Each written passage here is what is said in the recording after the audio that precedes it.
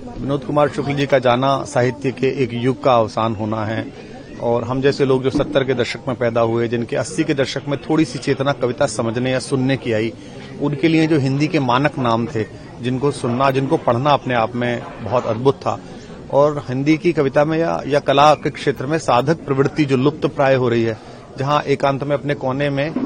सामाजिक ताने बाने से प्रचार परांगमुख होकर लिखते पढ़ते रहना, अपनी बात कहते रहना और उसे जगत में छोड़ देना, बिना ये सोचे समझे कि इसे स्वीकृति मिलेगी नहीं मिलेगी, उस प्रक्रिया के आखिरी नामों में विनोद कुमार शुक्ल थे। हमें आशा थी कि वे स्वास्थ्य लाभ कर लेंगे। पीछे प्रधानमंत्री जी ने भी उनका हालचाल पूछा था और मुख्यमंत्री जब गए थे तो मैंने मुख्यमंत्री जी को भी फोन करके पूछा था कि उनका स्वास्थ्य कैसा है, और हमें लगता था कि साहित्य उत्सव जो जनवरी में होगा उसके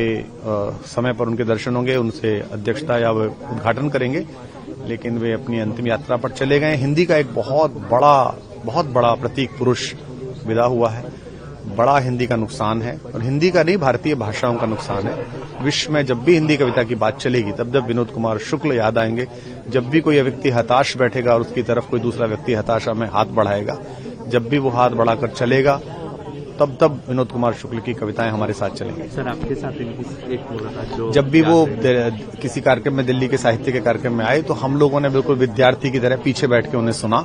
उनको जाना, उनकी कविताओं को हमने हंस के माध्यम से, पाकी के माध्यम से, अन्य ग्रंथ